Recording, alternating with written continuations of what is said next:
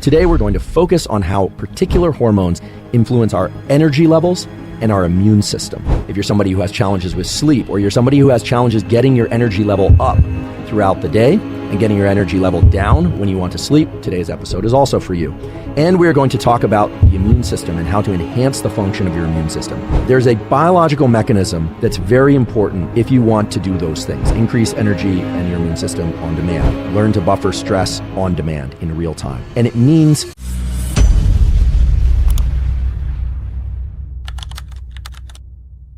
I think it's fair to say that most people would like to have a lot of energy during the day, and they'd like their energy to taper off at night. And I think it's fair to say that most people don't enjoy being sick. And it turns out that the two hormones that dominate those processes of having enough energy and having a healthy immune system are cortisol and epinephrine. Cortisol is a steroid hormone, much like estrogen and testosterone. Please also understand that cholesterol can be made into estrogen or testosterone or cortisol, and that cortisol is sort of the competitive partner to estrogen and testosterone. What this means is no matter how much cholesterol you're eating or you produce, whether or not it's low or it's high, if you are stressed, more of that cholesterol is going to be devoted toward creating cortisol, which is indeed a stress hormone. However, the word stress shouldn't stress you out because you need cortisol. Cortisol is vital. You don't want your cortisol levels to be too low. It's very important for immune system function, for memory, for not getting depressed. You just don't want your cortisol levels to be too high, and you don't want them to be elevated even to normal levels at the wrong time of day. Epinephrine, or adrenaline, has also been demonized a bit. We think of it as this stress hormone, this thing that makes us anxious, fight or flight. The fact of the matter is that epinephrine is your best friend when it comes to your immunity, when it comes to protecting you from infection. And epinephrine, adrenaline, is your best friend when it comes to remembering things and learning and activating neuroplasticity. Once again, it's a question of how much and how long and the specific timing of release of cortisol and epinephrine, as opposed to cortisol and adrenaline being good or bad. They're terrific when they're regulated. They are terrible when they're misregulated. I would like you to think about cortisol not as a stress hormone, but as a hormone of energy. It produces a situation in the brain and body whereby you want to move, and whereby you don't want to rest, and whereby you don't want to eat, at least at first.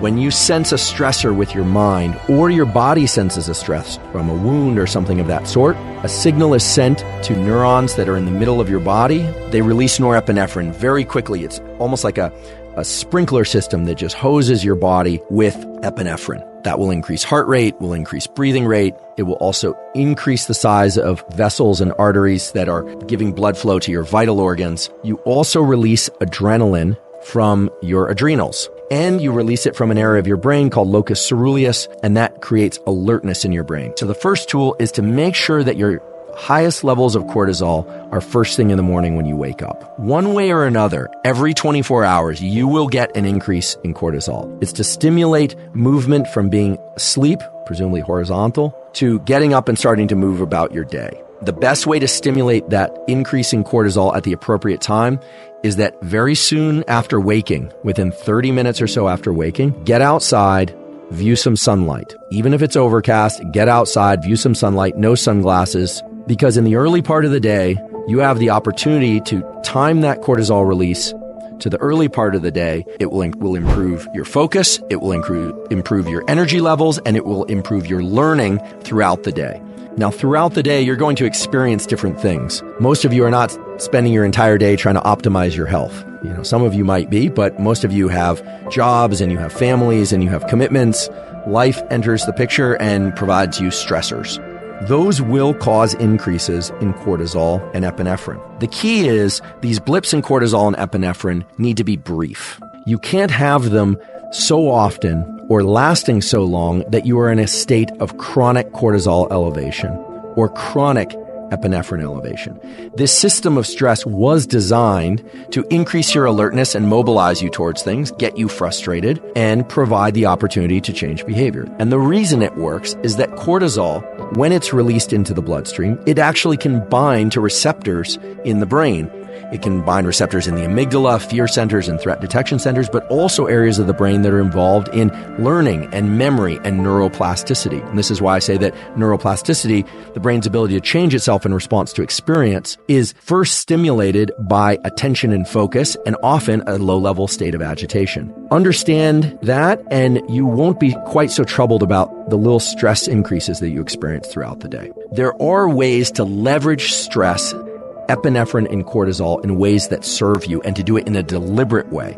There are also ways to do that increase your level of stress threshold, meaning they make it less likely that epinephrine and cortisol will be released. So I want to talk about the science of those practices, because I get asked about these practices a lot. Things like Wim Hof breathing, which is also called Tumo breathing, things like ice baths, things like high-intensity interval training. All of those things have utility. The question is how you use them and how often you use them. Those tools, just like stress from a life event, can either enhance your immunity or deplete it. That's right. Those same practices of ice baths, Tumo breathing, high-intensity interval training, or training of any kind can deplete your immune system, or they can improve it. The key is how often you use them and when. You can build practices into your daily or maybe every other day routine that can really help buffer you against unhealthy levels of cortisol and epinephrine, meaning cortisol increases that are much too great or that last much too long. Epinephrine increases that are much too great or that last much too long. Let's say somebody tells you something very troubling, or you look at your phone and you see a text message that's really upsetting to you. That will cause an immediate increase in epinephrine, adrenaline, in your brain and body. And chances are it's going to increase your levels of cortisol as well. Let's say you get into an ice bath or a cold shower. That will cause an equivalent increase in epinephrine and cortisol. Let's say you go out for high-intensity interval training. You decide you're going to run some sprints. You do some repeats, or you're going to do some weightlifting in the gym, or you decide that you want to do some hot yoga. You're going to increase your epinephrine and cortisol levels. And guess what? They increase your levels of energy and alertness. So if you're somebody who struggles with energy and alertness, it can be beneficial, provided you get clearance from your doctor, to have some sort of protocol built into your day where you deliberately increase your levels of epinephrine and your levels of cortisol. So it's really important to understand that the body doesn't distinguish between a troubling text message, ice, Tumo breathing, or high-intensity interval training, or any other kind of exercise. It's all stress. Cognitively reframing that and telling yourself, I like this, I enjoy it, is not going to change the way that molecule impacts your body and brain.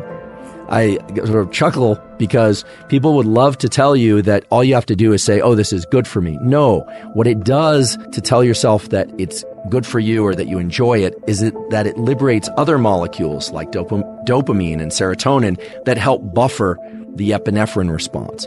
The dopamine is the precursor to epinephrine.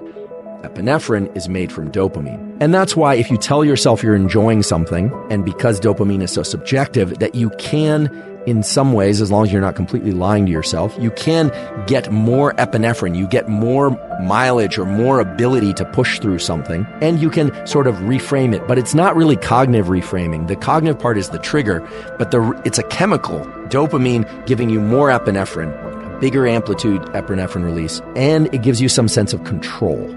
So here's a protocol that anyone can use if you want to increase levels of energy, if you suffer from low energy during the daytime, or whenever it is that you'd like to be alert. Pick a practice that you can do fairly consistently, maybe every day, but maybe every third day or every fourth day. Maybe it's an ice bath or a cold bath. Maybe it's a cold shower. Maybe it's the cyclic inhale, exhale breathing protocol I described. If inhale, exhale 25 or 30 times, you will feel agitated and stressed.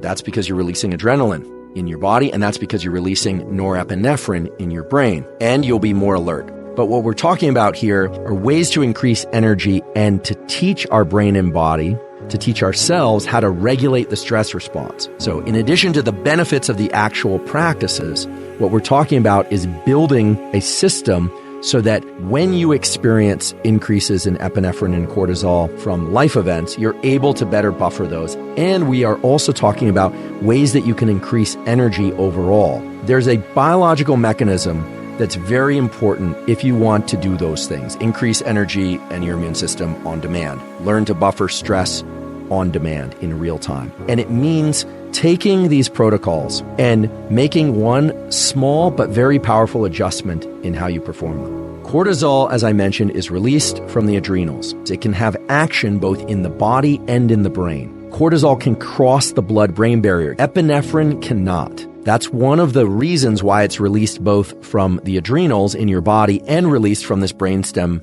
area, the locus coeruleus in your brain. That's a powerful thing because what it means is that the body can enter states of readiness and alertness while the mind remains calm. Now, the simplest way to describe how to do that would be in the context of cold water or a breathing protocol. Let's presume cold water. So let's say you decide you're going to take a cold shower. You get into the cold shower, and if it's cold enough, that will be stressful. You will experience an increase in epinephrine. It will increase your alertness. Now, you're using this as a practice, as a tool to build, you could call it resilience, but the ability to stay calm in the mind while being stressed in the body. Epinephrine's in the body. And you do that by subjectively trying to calm yourself. Now, you can do that by telling yourself it's good for you, by emphasizing your exhales, anything that you can do to try and stay calm despite the fact that you are in a heightened state of alertness. You could do this with exercise, you could do this with music, pretty much anything that will give you a really heightened state of alertness offers you the opportunity to try and stay calm in the mind. What you're trying to do at a mechanistic level is to have adrenaline released from the adrenals, but not have adrenaline, epinephrine released from the brainstem to the same degree. So you're not just trying to buffer this. You're not trying to say, oh, this is good for me, I'm going to grind this out. You're not trying to grind it out. You're trying to move through this calmly while maintaining alertness. In the immediate period following that practice, your system, your entire brain and body are different. Your body is actually primed to resist infection when you have high levels of epinephrine in it for short periods of time. So the scientific study that explored how increasing adrenaline in the body can improve immune resistance is grounded in a well-known phenomenon that increases in stress actually protect you against infection in the short term. Brief bouts of stress, which now you should be thinking about in terms of cortisol and epinephrine release, were actually able to increase immune system function. The duration here is really important because if stress stayed too high for too long, then yes, indeed, stress can hinder the immune response. But for a period of about 1 to 4 days, it actually can protect you by way of increasing the immune response. The point is, you can control your immune system by finding a way that you can increase adrenaline. And this runs counter to what we always hear, which is don't get too stressed or you will get sick. Learn to control adrenaline, turn it on and turn it off. Learn to control cortisol, turn it on with light in the morning, try and turn it off, and then when it spikes because of life events, learn to turn it off. Learning to turn on and off adrenaline, aka epinephrine, and learning to turn on and off cortisol affords you the ability to turn on energy and focus and your immune system. It doesn't matter what protocol you use. Maybe it's a cup of coffee and running up a hill 5 or 6 times. That will improve your immune system function if you get adrenaline in your system. You can use an ice bath, you can use a cold bath. It really doesn't matter. Cortisol and epinephrine, if chronically elevated or if elevated too high, can have a lot of detrimental effects. Your immune system over time will get battered and you won't be able to fight infection off as well. You can start laying down the sort of classic pattern of cortisol-induced body fat. Chronic stress, however, stress that lasts more than 4 to 7 days, causes changes in the feedback loop between the adrenals and the brain and the pituitary, such that now the brain and the pituitary respond to high levels of glucocorticoids, cortisol, by releasing more of them. It becomes a positive feedback loop. And that's bad. It's a cascade of stress equals more stress equals more stress. So this is why it's very important to learn to turn off the stress response. So there's one study that Dahlman and her colleagues did where they stimulated chronic stress by increasing corticosterone, cortisol. They found that subjects would increase their consumption of sugar and fat. In fact, they would even eat lard. And that led to all sorts of things like type 2 diabetes, led to dysfunction in the adrenal output, etc. And so the real key is to learn to shut off the stress response. And you should watch yourself next time you experience stress. If it's a short-term bout of stress, typically it blocks hunger. If it's a longer bout of stress, typically it triggers hunger, in particular for these so-called comfort foods, sugary and fatty. Other bad effects of stress is that, yes, indeed, stress can make you go gray. Indeed, there's a rate of aging that we will undergo based on our genetics, but stress will make us go gray. How do I know the difference between chronic and acute stress, and how do I keep chronic stress at bay? Once again, getting your light and your feeding and your exercise and your sleep on a consistent schedule, or consistent-ish, is going to be the most powerful thing you can do in order to buffer yourself against negative effects on mental health and physical health for that matter. So you're probably getting the impression that cortisol and epinephrine are a bit of a double-edged sword. You want them elevated, but not for too long or too much. You don't want them up for days and days and days, but you do want to have a practice in order to increase them in the short term. Meal schedules has a profound effect on energy levels. And as I mentioned before, the energy I'm referring to is not glucose energy. So what I'm talking about is neural energy, epinephrine and cortisol. Fasting and timing one's eating are two sides of the same coin. When our blood glucose is low, cortisol and epinephrine are going to go up. Anytime we haven't eaten for 4 to 6 hours, levels of epinephrine and cortisol are going to go up pretty substantially. One thing that many people do to great benefit is they follow a so-called circadian eating schedule. They eat only when the sun is up. They stop when the sun is down, more or less. The other way to think about this is they stop eating a couple hours before sleep, and they eat more or less upon waking, assuming that they're waking up more or less around the time the sun rises, maybe plus or minus 2 hours. Now, let's say you decide to do what I do, which is I skip breakfast. I drink water, I delay my caffeine for 90 minutes to 2 hours, and then I drink my caffeine, and then my first meal is typically around lunchtime, 11:30 or 12. So I've got a cortisol increase, I've got my sunlight in the morning, so I'm getting a big pulse in energy early in the day. And yes, there's a little bit of agitation. I am hungry sometimes early in the day, sometimes no. But my ghrelin system is used to kicking in right around noon. At the point where I eat, as long as I don't eat carbohydrate, in my case, I know that my epinephrine levels are going to stay pretty high. So for me, it's usually meat and salad or something of that sort, or fish and salad. So fasting is a tool for many reasons. Can increase growth hormone, etc. But today I'm talking about fasting as a tool to bias your system toward more epinephrine adrenaline release and toward more cortisol release, but still low enough that it's not chronic stress, that it's not causing negative health effects.